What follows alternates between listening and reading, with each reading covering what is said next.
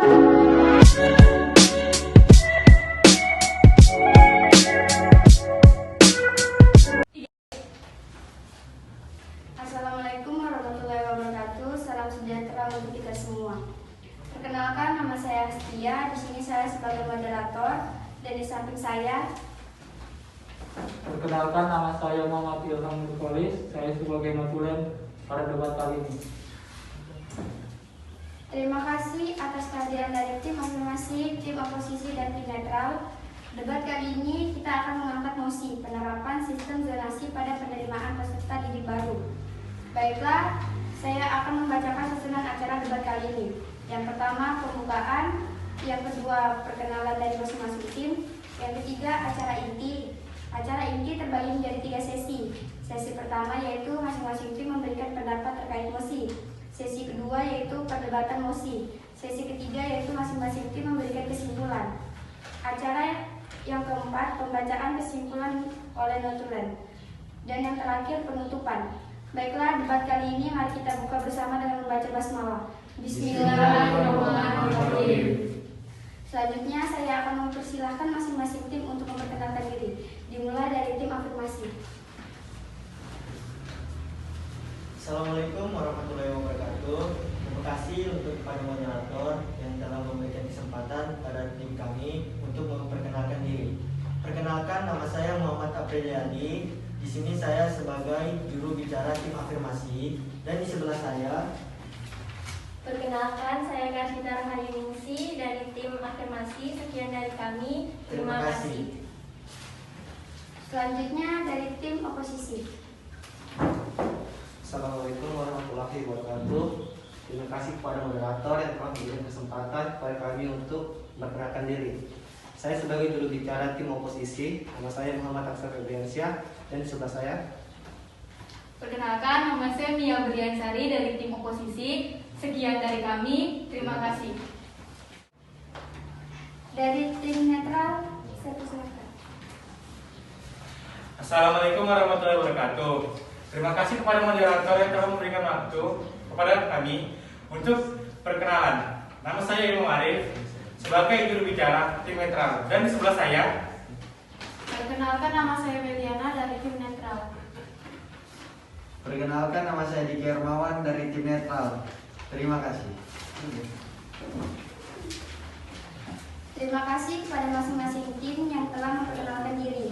Selanjutnya di sini saya memberikan gambaran umum tentang penerapan sistem zonasi pada penerimaan peserta didik baru. Menurut Undang-Undang Nomor 20 Tahun 2003 tentang Sistem Pendidikan Nasional, Pasal 11 menyatakan bahwa pemerintah pusat dan pemerintah daerah wajib memberikan layanan dan kemudahan serta menjamin terselenggaranya pendidikan yang bermutu bagi setiap warga negara tanpa diskriminasi. Dengan kata lain, pemerintah menjamin sistem pendidikan yang bermutu dan kemudahan serta perluas akses pendidikan yang berkualitas untuk seluruh warga negara Indonesia.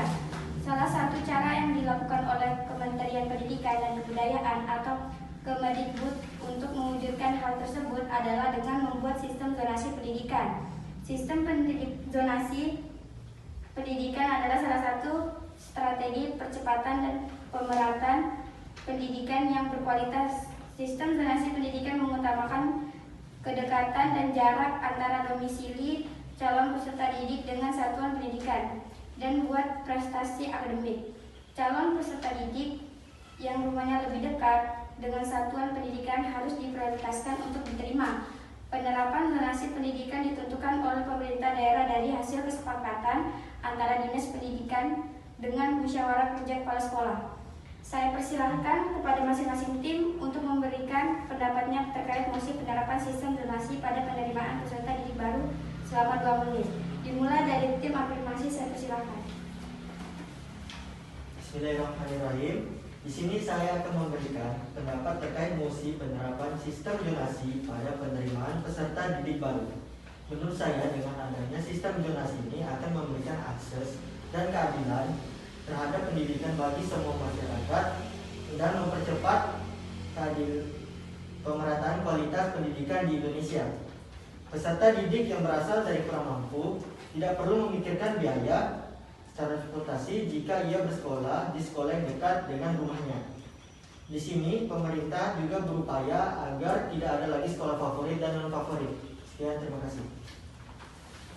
Dari tim oposisi, saya persilahkan. Bismillahirrahmanirrahim. Di sini saya akan memberikan pendapat terkait mosi penerapan sistem zonasi pada penerimaan peserta didik baru. Menurut saya, dengan adanya sistem zonasi, membuat siswa menjadi terbatas dalam memilih sekolah. Menurutnya semangat belajar siswa menimbulkan keterangan di tengah masyarakat, dan di Indonesia sekolah yang berkualitas tinggi masih belum merata, sehingga menyebabkan anak yang berintelektual tinggi tidak bisa mengembangkan wawasannya secara optimal karena di dekat rumahnya hanya terdapat sekolah yang tidak berkualitas. Selanjutnya pada tim netral, saya persilahkan. Bismillahirrahmanirrahim. Baiklah, menurut pendapat saya, sistem zonasi ini yang diterapkan oleh pemerintah memang merupakan salah satu cara untuk meningkatkan mutu pendidikan di Indonesia. Namun, dengan adanya sistem zonasi ini juga dapat menimbulkan masalah di tengah lingkungan masyarakat. Oleh sebab itu, maka pemerintah harus melakukan upaya untuk melakukan pemerataan kualitas pendidikan yang ada. Terima kasih. Terima kasih atas argumen dari masing-masing tim. Selanjutnya saya berikan kesempatan pada masing-masing tim untuk menyampaikan pendapatnya kembali terkait mosi. Saya silakan. Saya sangat setuju dengan adanya sistem zonasi karena membuat siswa tidak akan datang terlambat ke sekolah dikarenakan jarak rumah yang sangat dekat dengan sekolah. Hal ini menyebabkan biaya transportasi menjadi lebih murah. Sistem zonasi juga akan menghilangkan anggapan sekolah favorit dan non favorit karena penyebarannya yang merata. Saya akan menanggapi pendapat dari saudari Eka. Menurut saya, jarak tidak akan menjadi masalah jika kita memang benar-benar ingin masuk di sekolah yang kita inginkan. Saya rasa untuk masalah keterlambatan ke sekolah, salah satu cara agar kita tidak terlambat, kita bisa ngekos, berangkat ke sekolah lebih pagi dengan kendaraan sendiri maupun diantar orang tua. Karena orang tua pastinya akan selalu mendukung anaknya dengan menyediakan sarana maupun prasarana jika anaknya memang benar-benar ingin masuk di sekolah yang ia inginkan. Sekarang pun kita masih bisa melihat dengan adanya sistem zonasi yang diterapkan ini masih saja ada murid yang terlambat. Semuanya tergantung dari pribadi masing-masing. Saya akan menanggapi pendapat dari saudari Mia. Berkat adanya zonasi ini, kita bisa meringankan beban siswa untuk tidak pergi sekolah pagi-pagi dan tidak memerlukan biaya yang mahal untuk berkendaraan, apalagi ngekos. Saya akan menanggapi pendapat dari saudara April. Memang benar bahwa siswa tidak perlu datang pagi-pagi ke sekolah, tetapi hal tersebut akan membuat siswa menyepelekan dan malas untuk datang ke sekolah pagi hari, yang pada akhirnya akan membuat siswa itu terlambat. Walaupun sekolahnya jauh dan memerlukan biaya transportasi yang mahal, pastinya orang tua akan memberikan fasilitas kepada anaknya untuk bersekolah di sekolah favorit yang diinginkan. Saya akan menanggapi pendapat dari saudara Asad tentang sekolah favorit. Saya tidak setuju karena dengan adanya sistem zonasi, siswa berprestasi baik secara akademik maupun non-akademik kini tidak lagi hanya terpusat di sekolah favorit, melainkan penyebarannya yang lebih merata ke semua sekolah.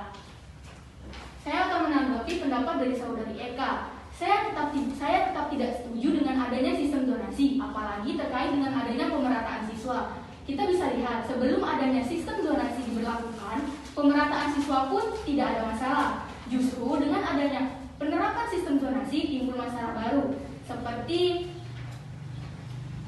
banyaknya sekolah yang kekurangan murid sehingga menyebabkan tenaga pengajar kekurangan jam kerja untuk mencapai sertifikasi guru. Untuk masalah favorit atau tidaknya, saya rasa wajar untuk anak-anak berprestasi masuk di sekolah favorit yang diinginkan. Karena dengan mereka masuk di sekolah favorit yang diinginkan, mereka bisa lebih mengembangkan kemampuan yang dimiliki dalam bidang akademik maupun non-akademik. Baiklah, saya kira debat ini semakin menarik. Bagaimana jika kita tanya kepada tim netral? Tim netral, saya persilakan.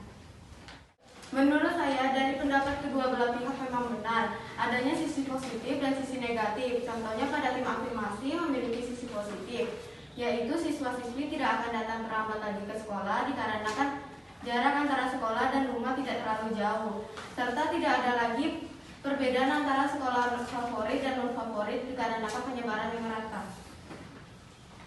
Saya akan menambahkan pendapat dari saudari Meli.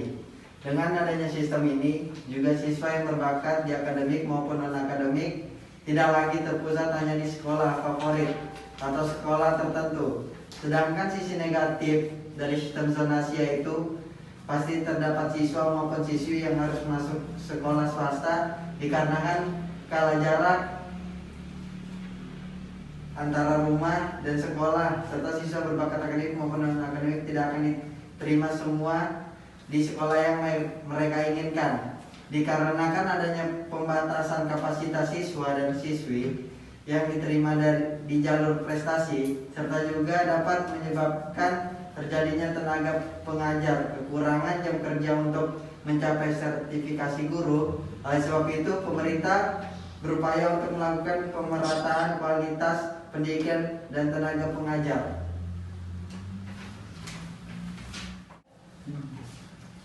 Baiklah, saya rasa debat untuk hari ini cukup sampai di sini. Saya minta untuk masing-masing tim untuk menyampaikan kesimpulannya, dimulai dari tim afirmasi. Kesimpulan dari pendapat kami adalah bahwa diterapkannya sistem zonasi ini sangatlah baik karena meringankan beban siswa-siswi seperti biaya transportasi, tidak ada lagi anggapan sekolah favorit dan favorit, serta mengurangi keterlambatan siswa-siswi pergi ke sekolah.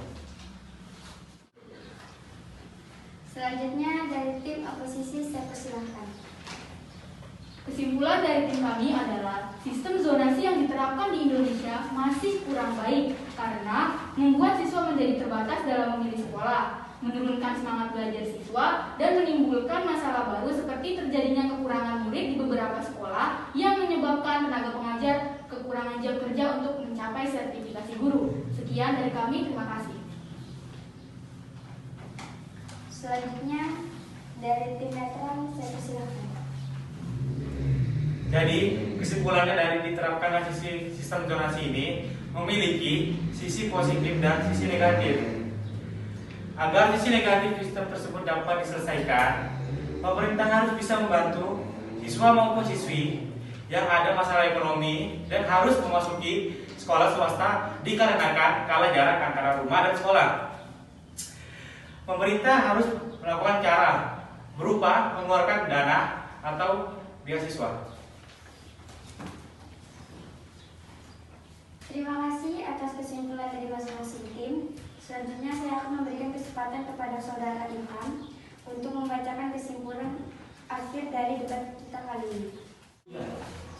Baiklah, di sini saya akan memberikan kesimpulan dari sesi debat pada kali ini. Sistem zonasi penerimaan peserta didik baru memberikan keadilan pendidikan di Indonesia dan mengurangi biaya transportasi siswa ke sekolah.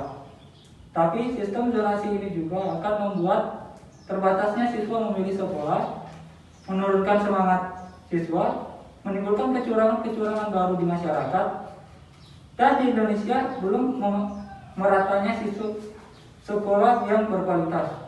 Oleh sebab itu, pemerintah harus berupaya melakukan pemerataan kualitas pendidikan. Tapi selain itu, dengan adanya sistem zonasi juga membuat siswa tidak datang terlambat ke sekolah karena jarak rumah yang dekat dengan sekolah. Kemudian, dengan adanya sistem zonasi ini juga, siswa dapat terbagi dengan merasa tidak terpusat di sekolah yang difavoritkan. Justru dengan adanya sistem zonasi timbul masalah baru seperti banyaknya sekolah yang kekurangan murid sehingga menyebabkan tenaga pengajar kekurangan jam kerja untuk mencapai sertifikat guru, dan sistem zonasi akan mengurangi kapasitas pemerintah penerimaan siswa melalui jalur prestasi. Tapi selain itu, dengan adanya sistem zonasi tidak ada lagi perbedaan sekolah favorit dan non favorit dikarenakan penyebaran siswa yang merata. Sekian kesimpulan yang saya dapat sampaikan pada debat kali ini. Bila ada kurangnya saya mohon maaf. Wassalamualaikum warahmatullahi wabarakatuh. Terima kasih kepada tim afirmasi, tim oposisi, tim netral, dan notulen yang telah menyampaikan pendapatnya. Saya tutup debat kali ini dengan membaca hamdalah. Alhamdulillah. Jika ada salah kata dan kekurangan pada debat kali ini, kami mohon maaf. Wassalamualaikum